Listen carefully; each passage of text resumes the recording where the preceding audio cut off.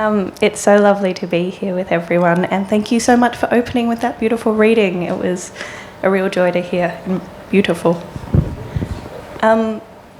So, I'm kind of making this up as I go along, and I think I'm going to start with a poem called If I Write a Poem. For a moment of context, I'm Australian. My father's side is Wiradjuri, we're Aboriginal, and on my mum's side we're Irish.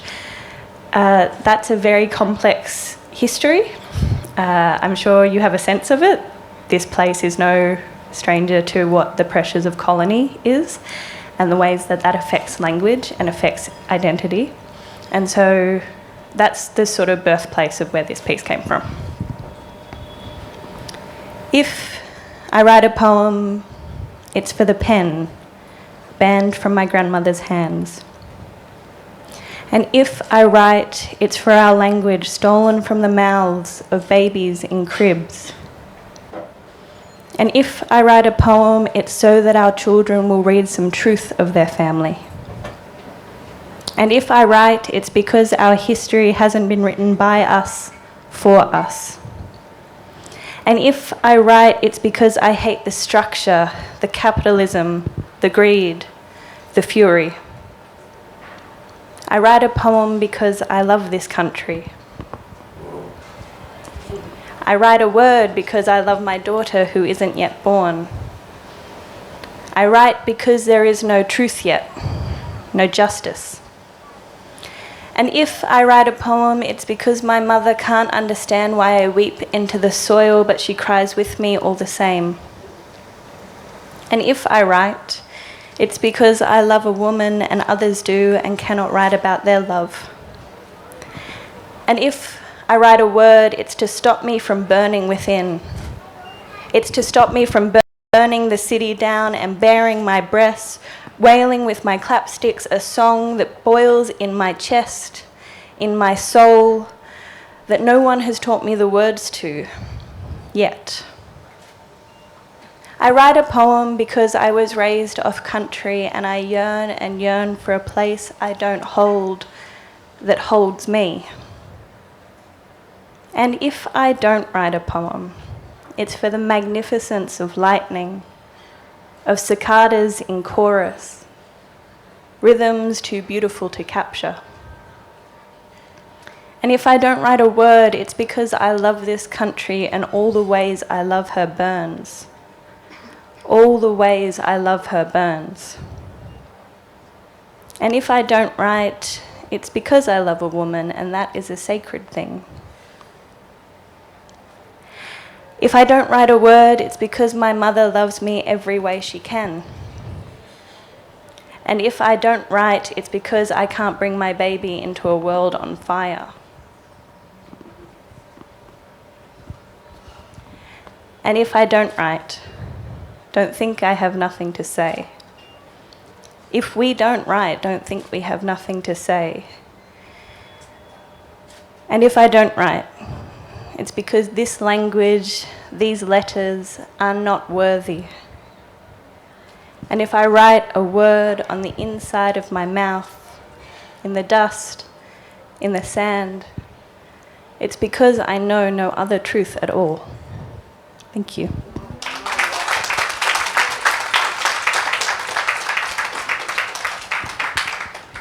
Thank you. Thank you. Oh, no, sorry. Please go on. I was saying you can sit if you'd like. it's kind of nice being up. Okay. As long as I'm not bothering anyone.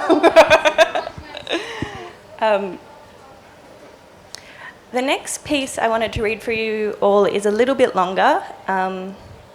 It's called Billa, a River Cycle.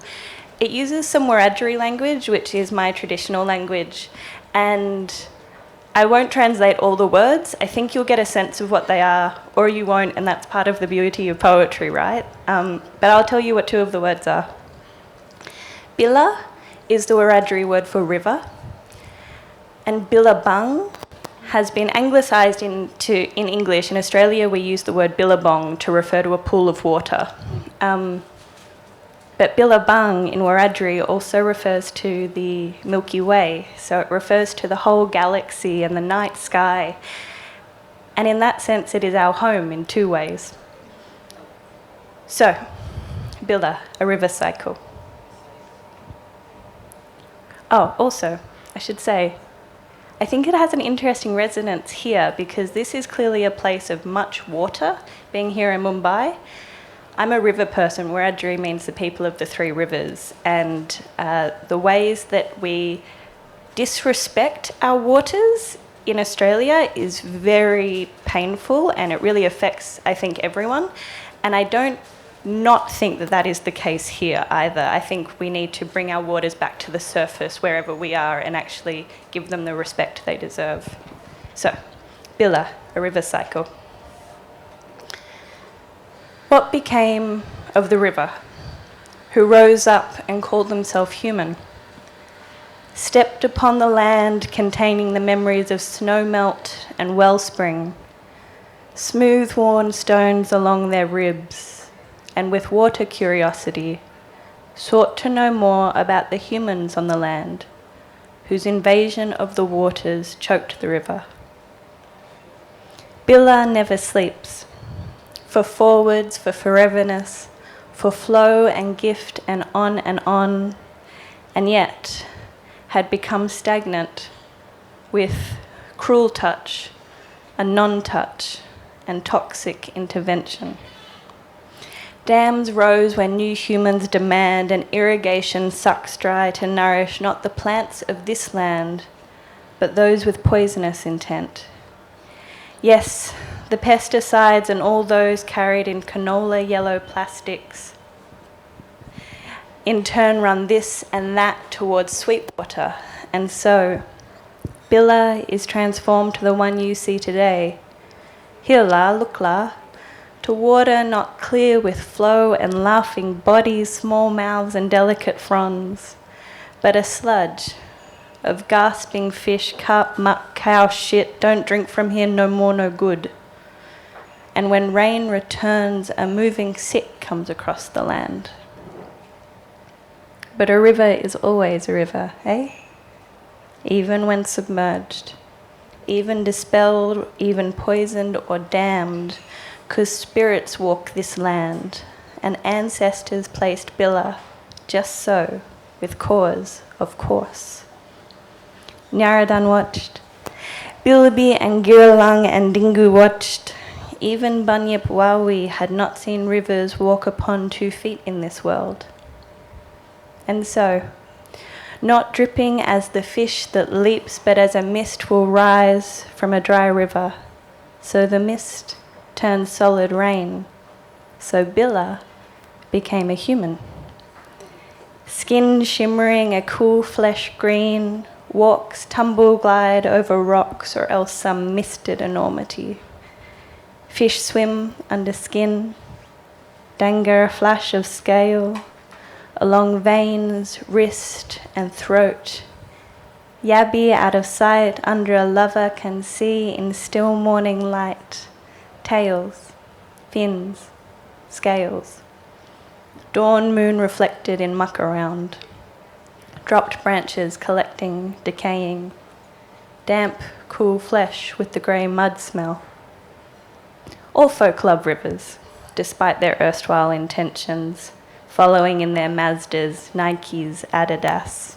They follow where Billa moves. And Billa moves now towards the sea. A cut stream known by banks winding, slow riverways and fast riverways, until under streets submerge a wide swamp of suburban delta, and the city appears upon aquifer disturbed. Water under concrete, through pipe and channel and drain, redirected, rerouted and dispelled. Yet Billa continues. And so, what becomes of the river who flows out to sea? What became of the people of the land? And what became of the river who rose up and called themselves human? A river is delight to behold, all smooth and welcome with the flow of places beyond horizon. And so too, Billa was in the form of one climbing out of the beds and cars of men and women and all, trying to find people soft, trying to remember them as when they leapt joy and free into cool depth splash of hot day river sweet, saw the drops suspended in yellow light of blurred dream vision. A river can learn it all and still must flow on and on to new mist, and like the delta where all is fertility and possibility, Billa seeks the mangrove to clear the silt cycle, to move towards the sea, to dive into a world known as kin but always one hard to hold, to flow out and out, to be reimagined as rain, and rejoin the land of all rivers, of all stars, welcomed again into Billabong. Thank you.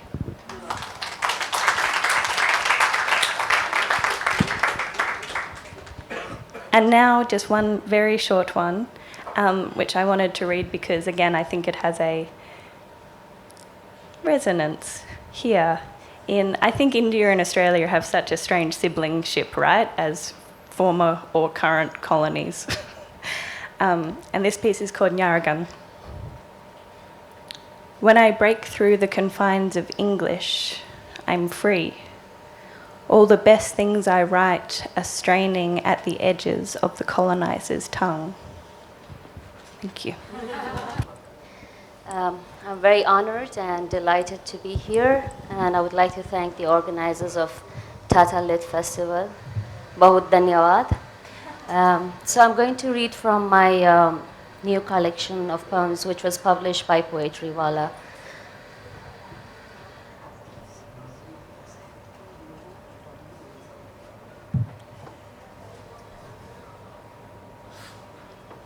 The first poem is called, the title of the first poem is, Where is the Peace of This Poem? Hey, poet, let the olive branch live and liberate the burden of its own bitterness. Forget the dove once in a while so it can remember flying without a direction. The dagger is weary of betrayals. The scales want to weigh themselves for a change, and the threshold of each page trembles when straight mouths count the break of words and crooked fingers spell heads into numbers. Hey, poet, run the last of the puns through the sieve of first intentions. Peel the prudence of adverbs to the core of smuggled silences. Ink the blood of adjectives into the heart of all shadowed things, and verb the waiting of all instant nouns. Hold the hands of the clock and sway. I was born to humanize words this way. Every living pen is another broken gun. Poetry will never die, but perhaps one day, one fearfully fearless day, we shall speak without metaphors.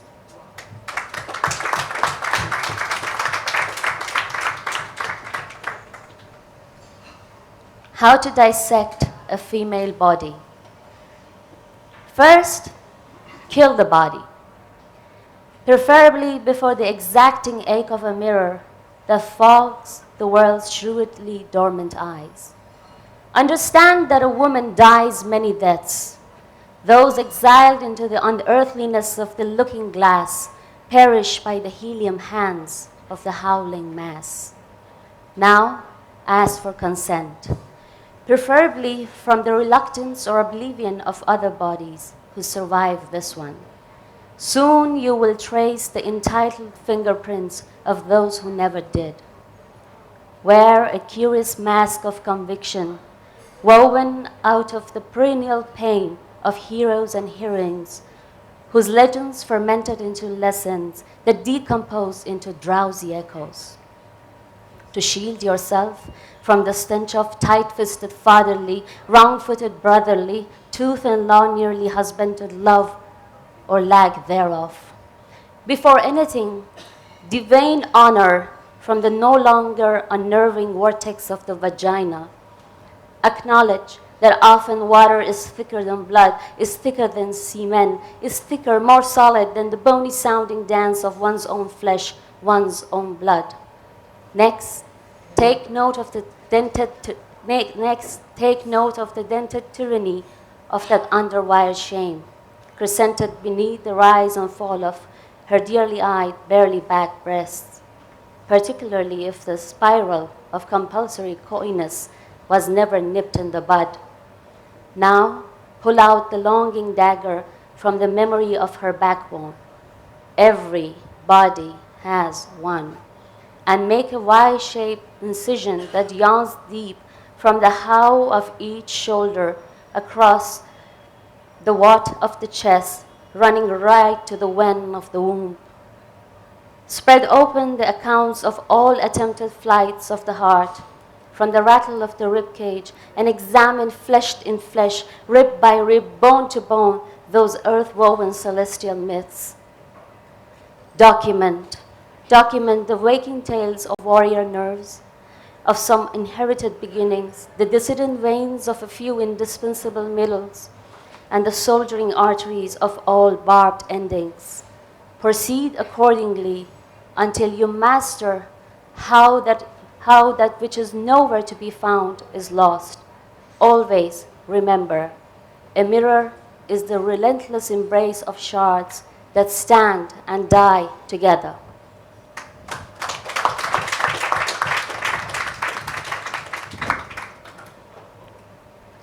Home, bitter home. From nowhere, this house is 3 cigarettes away. They can always sniff it out from the oil the fathers don't bring, and the combat of combs that never run. Short of the sun, the woman's hair never grows long, and their wombs are wrinkled balloons that have never soared for sour grapes. So with all the eggs on our faces, we have deadpan omelets for breakfast and eat our hearts out of our mouths. Then we creep in to lull our dreamful beds. Heads that sleep around don't mind wakeful tales. In this house, the windows are doors that push faith to fate, and the doors are windows as they close on ceilings, the floor walls. When owls hoot, we hiss hello to hand down dreams. Dream dying, we gamble goodbye with goats that bleed scape to front doors. The woman, draped in curtains that sift the suns off their faces, always talk of here that is heard as there. And these bricks have rats that are never prey to ravens, but gnaw word by word at our inhuman prayer to humanize scarecrows. In this house, we hide what we seek and try to find our loss, tiptoeing on our hands in our tongue-tied shoes until the telephone rings a bell and we know that wireworms have fished another voice into sounds. And so we saw what we see, and the sea seesaws in the same boat with us. Yet we breathe in theirs and brood in minds that explode into minute seeds, but never hatch into ours. For the second one of us turns their back, first fingers read the last words in braille. From nowhere, this house is 3 cigarettes away.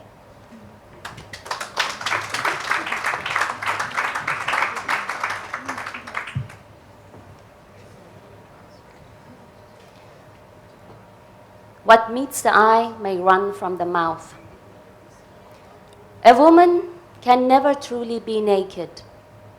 She wears a skin of many restless pores, where the ajar eyes of those who behold her rest, half open to the push of the mirror's wooden tongue, half closed on the pull of time's salty caress. And when no one looks her way, she begins to grope in the thirsty wells of history for the split ends of her hair. Her first finger ringed in the wounded eye of faith's one-bladed scissor, her last hope tied to the hearty hunger that weighs precisely empty in the full trays of her breast. Then she shells the distant eyes of faith from the watery lines of her telltale palms and plants them near the shredded hymns of her ears in the earthy back of her head. Her shadows, ever wary of the dry insistence of walls, her inner shapes, ever hushed by the wet wings of shame. Is it real? Is it hers? She's always too big, too small, too tall, too short, too hot, too cold, too young, too old. She's always too many things in too many ways. Even the looking glass means one woman, as many on any mercurial end. A woman can never truly be naked. When she unbuttons the spring of her dress, 1,000 apple seeds fall through, and the invisible serpent that belts the bidding of her waist, and the verses of deny and the laws of sigh that are tattooed on the will of her hands and her legs, draped in the gifts of no and no and no that will only be unwrapped as yes. She combs for the trail of a home in the wrinkles of stone-faced houses. There are no maps for the geography of darkness.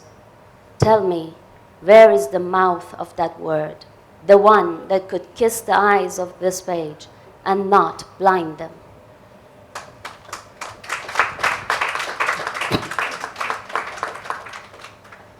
And the last poem, The Road, in brackets. Turn the page and leave now. This poem's umbilical cord was never cut with the pen of prudence, and every burnt line incense to the memory of massacred words. The tight fist of your eyes claims at the altar of evasion. Tell me, what have you to set the strings of your hearts on? A past of dead cells you call me, a few retired words, or this stubborn pen that harps them both. Turn the page and leave now. Don't fret over a meager share of the earth whose blemish red is the envy of all uniform sunsets. No one told me. No one told me in the whispered convention of rag dolls and the mischievous chain of color pencils. No one told me, no one said that the blue pen was blood-hearted. No one said we had to jump through the loop of fire their warning fingers drew in the air. And the hurried life we had to pant in the pathetic safety of brackets has finally taught us that the blackboard was merely a dungeon where the anemic ghost of words paid their loan of dust to dust. Here, cigarette smoke and leftover prayers are merely prophets of curved shutters. Tell me, do you still linger on the vocal infection of this page? Come, come, let me light you a dream. Home is a suitcase of memories, muddled at the suspicious borders of longing, and raised by the cold of the sweat in the fingers of fear. A surplus of letters you have pruned down from the autumn of understanding conspires against the consistency of your gaze. And now, before you endanger the security of this poem, I hereby sentence you to an expired word. Silence. Thank you. Thank you. Thank you very much for the very nice introduction. I feel very honored to be here. As you can tell from my voice, I have a bit of an issue at the moment. Yesterday at 5 o'clock I had no voice left. Today came back a little bit. So in some ways the voice is coarse and it feels like it's melting a little bit. I feel a little bit like a Swiss glacier myself at the moment. So I'm going to read a piece that is very much connected to my childhood, and it's also very much connected to writing poetry. And every now and then I may lean over and drink a bit of lemon tea. That is going to help me. I have to ask you for your patience because English came into my life relatively late. I was 16 years old when I started learning English a bit. And I'm going to read these texts for the first time in English myself. All right. The first text is called Resonant Pebbles. Where I grew up, you were surrounded by glaciers, and one glacier was the so-called Rhone Glacier. That's the beginning of the Rhone River. The river goes through the canton, the province I grew up. It goes into the Lake of Geneva, goes into France, then it floats down through the Provence all the way to the Mediterranean. And that was an important river for me. Chaz was talking of the beauty and the tragedy of rivers. Rivers also mean a ton to me. There will be a second river in there, which is the Aare River. It originates not too far away from the Rhone River, and it actually goes sometime soon into the Rhine River, which then goes all the way up north into the North Sea. I think that's plenty for the geographical situation. I'm going to start reading the text. Resonant Pebbles. When I was a student, I lived in Bern, in a neighborhood not far from the Aare River, which flows in a southeasterly direction from Lake Thun and winds into a tight arc around a section of the old city built on a spur of land.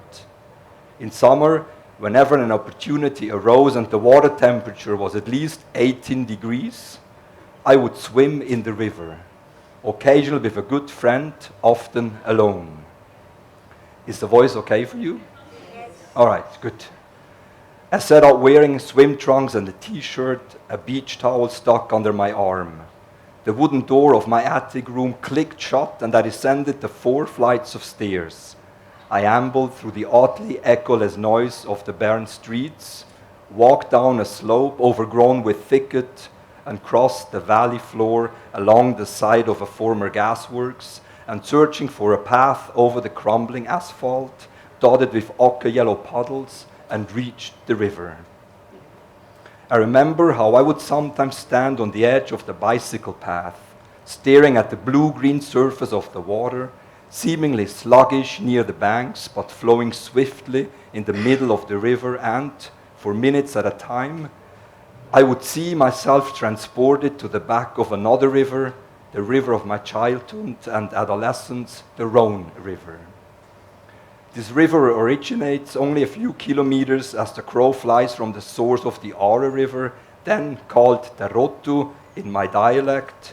It flows through the German-speaking part of the valley, the area where the Rottu was first dammed, and some of its water channeled through a canal to generate power for aluminum company is where I grew up. I must have been 10 years old when, as my father and I drove across the bridge over the dam reservoir on our way home, a helicopter suddenly appeared out of the blue before the summer sun, splitting the air with dull thoughts. Out of the side window of our car, I watched as the flying craft, glittering in the deep light, briefly lowered a bucket on a mental cable into the water, lifted it again, and flew to a destination that was hidden from our sight. Once home, my father and I immediately recognized the reason for the firefighting operations. A few kilometers upstream, an entire mountainside was aflame on the left bank. We quickly got out of the car and rushed into the house where my mother and my 2 brothers were already standing on the balcony, observing the eerie spectacle, at once shocked and amazed. Following the vast towering wave of flame through a pair of binoculars, my father began to narrate the goings-on, telling us how many helicopters were circling, where exactly the firefighters from the surrounding communities were located, and where the flames were spreading most inexorably. At one point, he even declared that he could identify the animals fleeing in all directions: foxes, chamois, ibexes, stags, and deer. One deer, for instance, was speeding head over hooves down the mountainside, tumbling again and again, but always getting back and racing towards the valley to the river, which, swollen as it was from the melting snows, could hardly offer the animal safety. I no longer know how long we stood on the balcony that night. Yet, gathering to watch the firefighting, whose progress over the next several weeks seemed to advance only haltingly on the steep terrain, became for us an increasingly urgent daily ritual. as the blaze flared up repeatedly, creeping into the forest floor for depth up to 2 meters. The scene that my father tracked with his binoculars burrowed so deep inside me that it returned at night in my dreams. I stand on the left bank of the river and see the braying deer. It gallops back and forth along the opposite bank in a complete panic, dips one hoof into the water, pulls it out, and starts braying again. Behind it, the conflagration roars. Between us, ever more turbulently, the river sweeps away everything in its path: tree trunks, boulders, bridge pillars. As the situation grows ever more desperate, sparks rain down and entire reed beds go up in flames. The deer gets a start, gives one last piercing bellow, and jumps into the towering waves. I reach both arms out in despair, but a muddy, sand-filled torrent has enveloped the animal and dragged it down and away. It was the barking of a dog chasing the plastic ball that tore me abruptly from my daydream. A few seconds passed before I recognized the swimmers in the Aare River who had entered my field of vision as no more than driftwood or other kind of flotsam surfacing and sinking in the river. Still slightly lost in reverie, I put down my things and approached the river.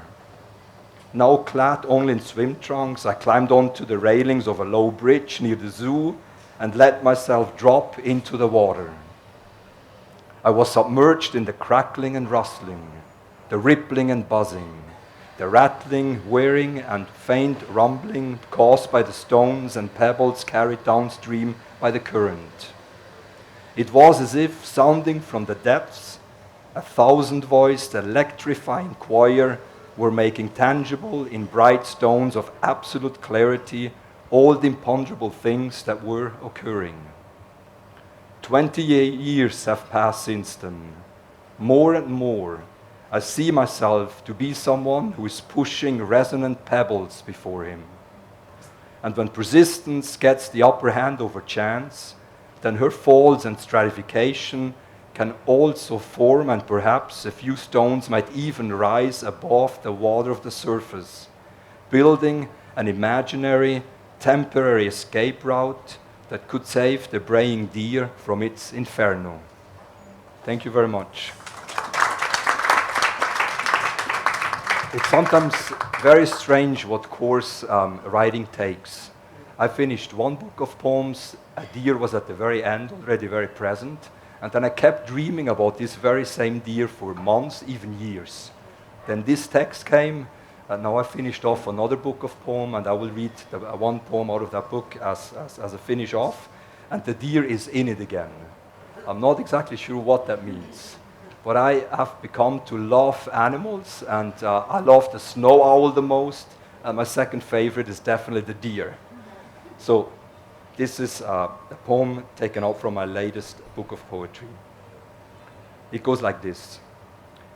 In the dream, my heart carries the garden of my childhood through the twilight. I hear the feathergrass whisper in the rising wind. Perhaps the seeds drink memory from many verses, mutable like the landscape that we are not. And yet, sometimes think we are, in the bitter scent of a pine tree, far outside the villages, when we come across a deer in the snow, looking for food. And for a brief moment, we hope at night will be the open field on which the deer is grazing, quiet and invisible, and the field that we are does not taste of elsewhere. Thank you very much. I would also like to mention, thank you very much. I would also like to mention that the texts that I read were translated by a wonderful translator, Tess Lewis. Thank you very much. Thanks so much. I'm going to break the rule and sit down because I have a stack of books. I promise I won't read from all of them. But it's so moving to hear of place and about the other elsewheres then start looking like home. I'm going to begin with a poem from a book I wrote for children, very unlike me.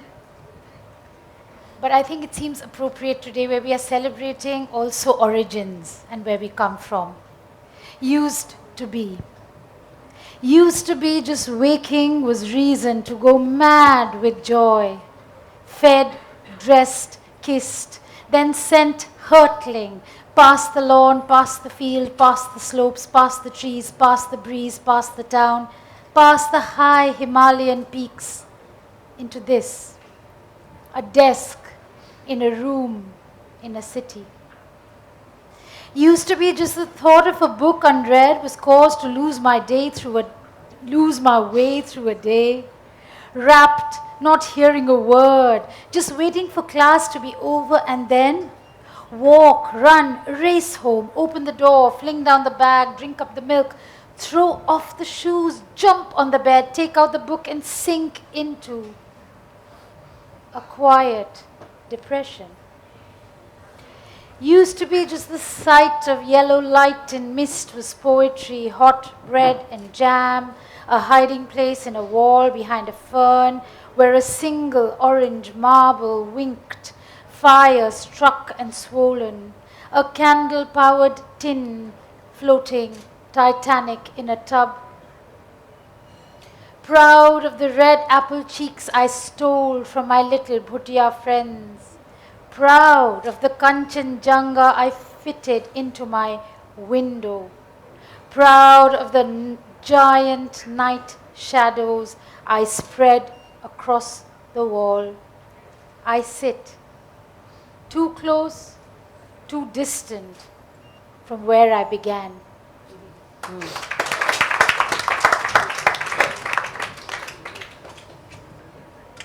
And I think that far away, so close feeling that I have from having grown up in Darjeeling and calling Bombay my home, despite having been born in Africa, what's the short answer to where you're from? Here. And when somebody asks, where do you belong? I question them, I dedicate a book of stories, I quarrel. I ask, how far is far away? Every day underground, I had measured that question against the closeness of the 100 around me. I wanted to return to an archaic method of measuring. I wanted to rebel. Like nails, for example, measurement by nails, tooth and claw. How many nails in a fathom? Full fathom 5, my father lies. Understand, depth, figure, count, make out, intertwine. I concentrated. I succeeded.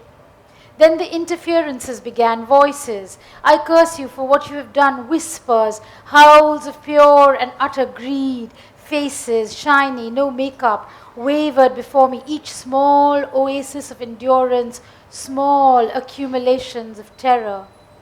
Questions. Why this weary, cynical detachment? Names, absurdities. Imagine, first a burqa and then a mustache. How many twinings in a tea bag? The Count of de Monte Park. Small, angry, unheard. Whose were those voices? How dare you? Don't you know who I am?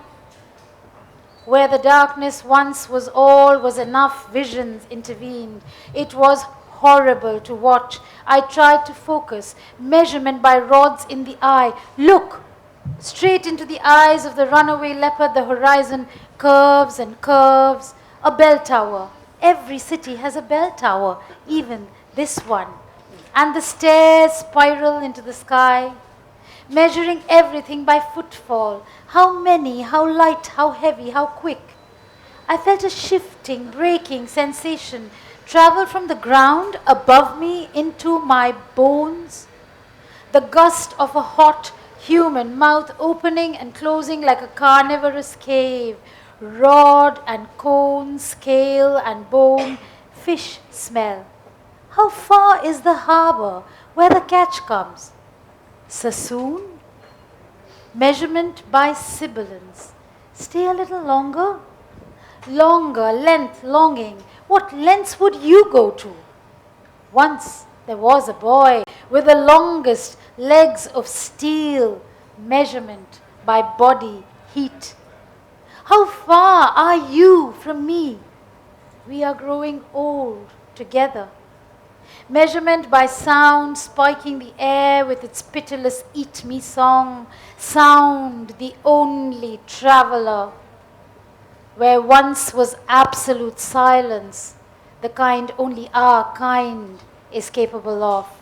Sound intervened, and I let it. Oh.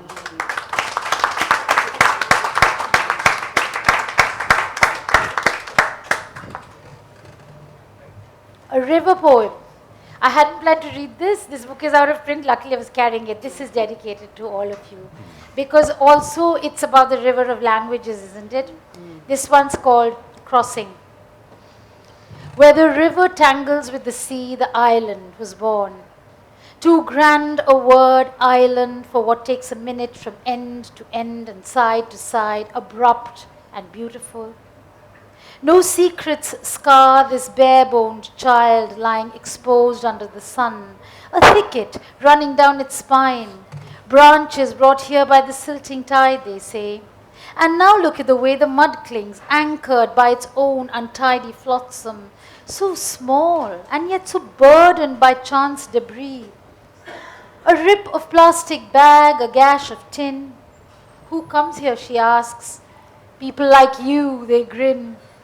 Abashed, she sinks herself in the wet blue embrace, two sets of arms, salt and fresh, colliding, unreconciled and inextricable. The last of the 7 bridges hangs by itself. Impossible that she should have crossed it in the dark and not drowned. The sky falls around her. Are there rocks under this borrowed sand? Does a rock lobster king hold this island afloat?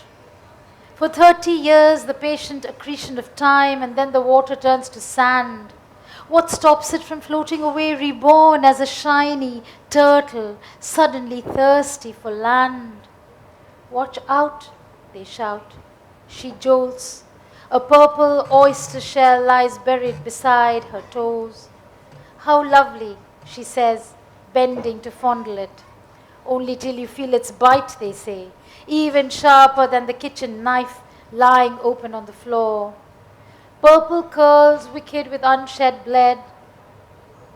Sorrow spurts unbidden, a taste on her tongue. They have hidden the dead child behind their banter. Back in the narrow boat, each couple silent on a plank. A baby mullet leaps in and quivers on her palm. And that's actually about my mum-in-law's place. It's Kundapur in Mangalore. And I realized that this island, because Bombay is also was once upon a time 7 islands. And so much of, we are increasingly becoming islanded, are we not, in our individual sensibilities. I'd like to end by thanking everyone who's here. Thank you for the trance elation, for the click, click, click of words falling into place, for the clack, clack, clack of the knitting loom. Breath is a silver fog. Birds build palaces. Cross the lake, join the jungle. I see it. Is that not what you said? Let me try again. There was a city I left behind. It drowned in rain. Insect girls lived in jars, buildings, walked on stilts. The name had a bomb in it, had a mum in it, had a bay in it, had a bye in it. Does that ring a bell? No. Yes? No? Fragments of a word. Brob, ding, nag. I beg your pardon? How many languages do I speak?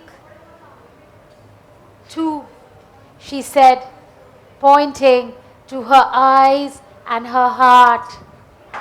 Just 2. And you? Hi.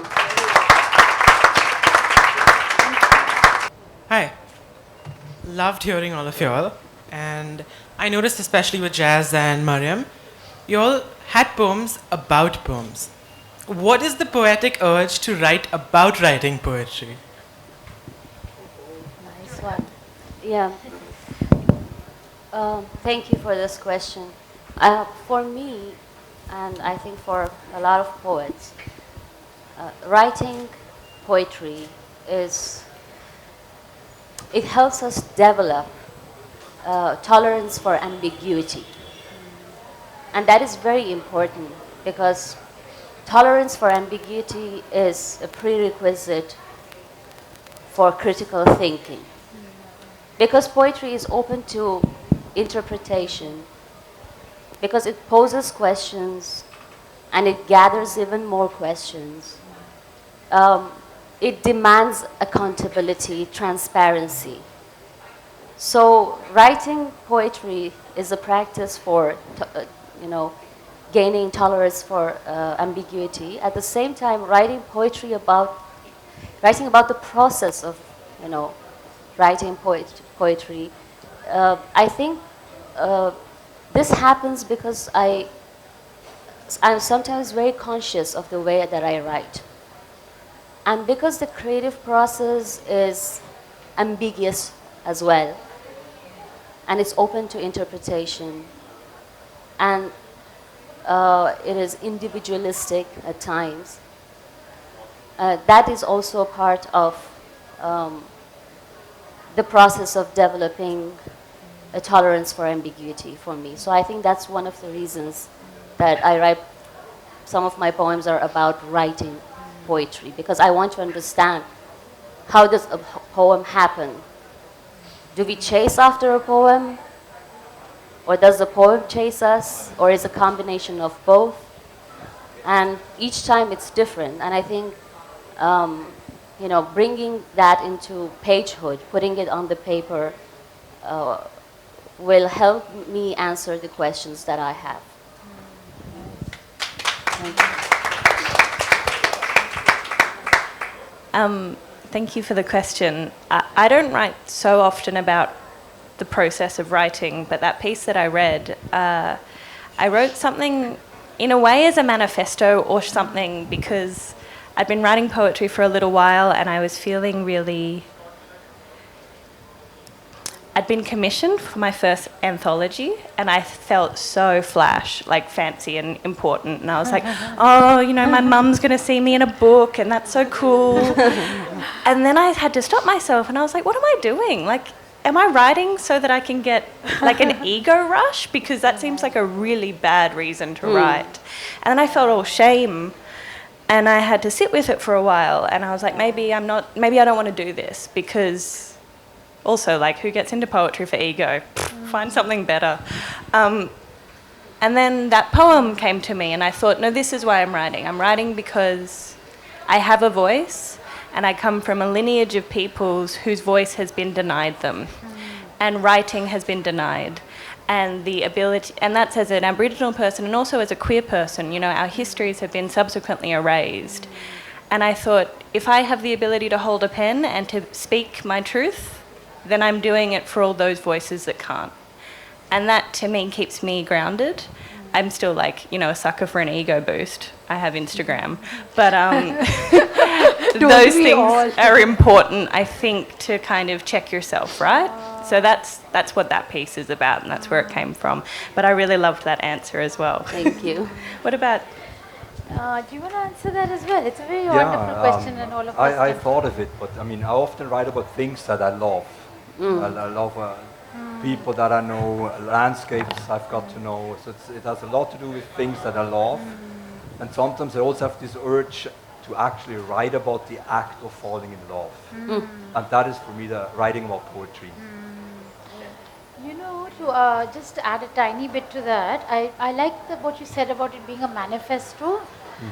In the book, The Fried Frog, which is ostensibly, it's actually a subversion, because there's a feeling that either children are not going to get poetry, they hate poetry, or it's taught badly or whatever. So we have to do a lot of undoing So there's one poem that goes, I'm sick of learning Lochinvar, I'm sick of Robert Frost, kept stopping by those snowy woods. Why didn't he go get lost? Okay, so that's me trying to get into the skin of the colonized child, who is unfortunately, or fortunately as it happens, we have to learn to embrace the tradition after we've rejected it, or whichever order suits us. So I think this idea of creating a poetics that one can own, with pride, with wickedness, with longing and love, Mischief. and with the critical mind and mischief, and the critical mind constantly seeking, is something that we can't start talking about early enough. So, but we have to learn to how to layer those. So if we are talking to an adult audience, you write. I have some ars poetica kind of poems only in the book for children, but that's because I responded at one point to I asked an 8-year-old, what kind of poems would you like to read? Because nobody ever thinks of asking the target audience. So I asked, and she was 8. And she said a poem should be funny. She was very clear. A poem should be funny, simple, and in full sentences. So I wrote this poem, which said, in full sentences. So, and it's after Archibald MacLeish's Ars Poetica. And I've slaughtered it in the tradition, but I used a poem should be funny as a clown falling down, simple as the meaning of a teardrop, etc. I make it, I use what she gave me, her wisdom, her longing, and I write a poem about the act of how you could write a poem as a child who wants a poem to be this particular animal. So I think everybody has very unique reasons for writing. Yes. You know what? A lovely line you said. I was doing guest lectures at XIC and I was doing communication for development. And one day we got talking about poetry. So I randomly asked the class, what do you think of poetry? Now all students are about 22 to 25. They said, last word in the sentence has to rhyme. Oh no, yeah, the burden of the rhyme poem. Definition. I just want to tell you what. And they're not talking about kids, you're talking about age 23, 24. Yeah. So poetry for them is, oh hello, I met you in the night, snow is white or something like that. A lot has to be undone, but I think when the real life poet walks into a room and starts talking and they don't realize that it's poet, that you're already saying a poem, I think something happens in the head and they lose that fixation for the end It's not poetry if there's no... Well, that's debatable, yeah. Just to close, to say thank you so much all for being here. It's been a real honour. And also thank you to all the organisers. And I should do a particular thank you to the Australian Consulate because I'm so grateful to be able to be here. I'm going to read a short poem. I don't have heaps of short poems in this book, but I'll try. The young men are singing. The young men are singing along the bridges of the city wearing face masks. They're walking into the highways, eyes to the sky, 6 lanes stopping to hear their songs. The young men and the birds will rise up in their chorus, to gather below the moon, translucent, dissolving in the milky glow. The steel scaffolds and iron harnesses of the grid will soften, dissolving into song, wherever notes swell or those gentle fingers touch. And slowly the city will rise, into the air, into the mist, a mirage of yellow cranes, unfinished skyscrapers, mismatched wires dangling below the exposed concrete belly. The birds will stay below, 2-legged, to pick at the naked insects left behind at the edges of the flattened grass. Thank you.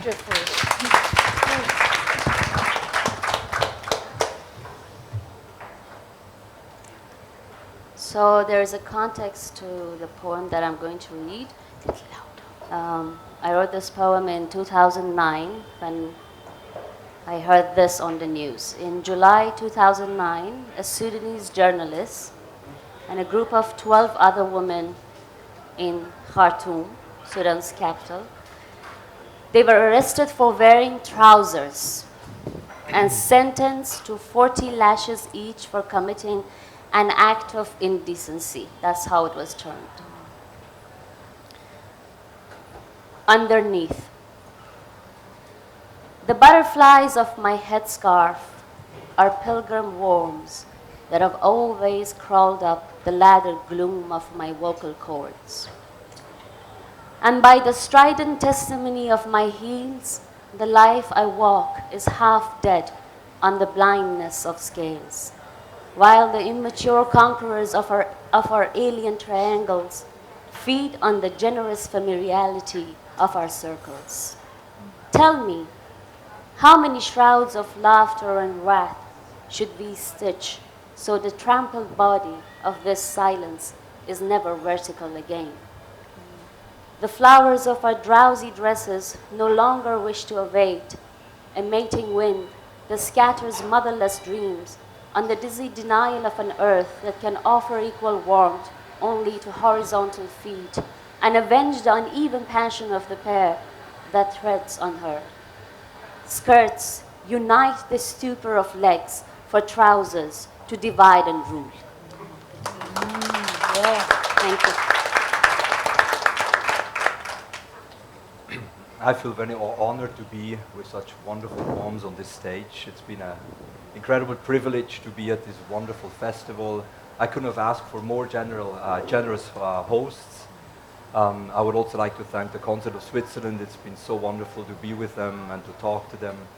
And to finish it off, I would actually like to dedicate a poem to both of you, Martin and Maitri. I used to spend 7 summers in the Swiss Alps as a shepherd. It was an important time for me. And what I did a lot was hiking around in those Alps.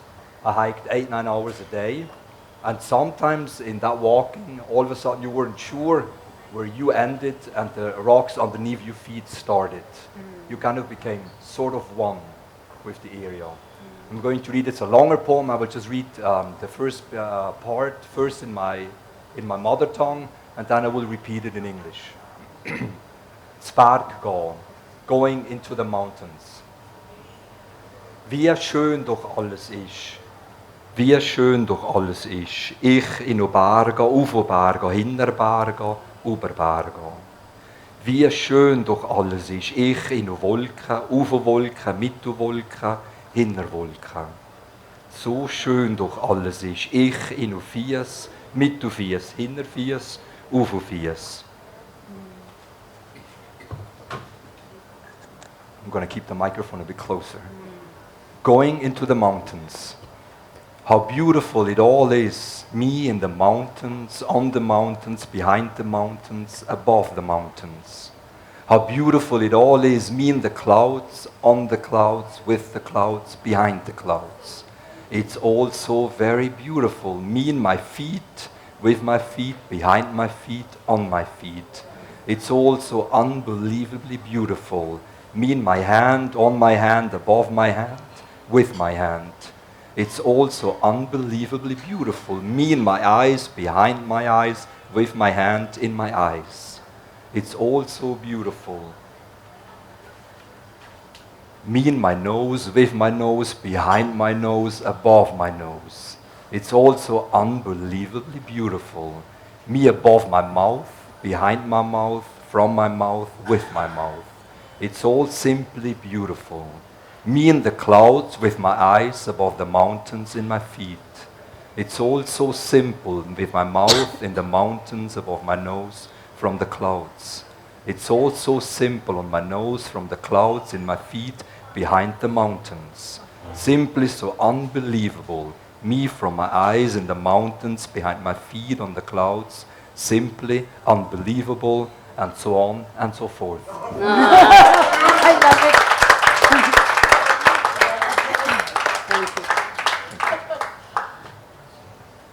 I'd like to end with a poem that I read in honor of all the women of Iran, one of whom who is here with us. I'm wearing a scarf which bears a calligraphic representation of the 13th century poet Sadi. I wrote this poem as a quarrel with Mother Goddess Durga. But you will see why it's pertinent today. It's called Hair. The black of your buffalo in my hip-hung hair, the dread of your knock in my flung-back locks, the luster of your eyes in my let-loose curls, the strength of your staff in my Rapunzel rope, the ripple of your muscle in my mop-top mane, the immortality of your being in my unsplit ends, the night of your footfall in my uncoiffed fall, the dream of your coming in my untied tresses.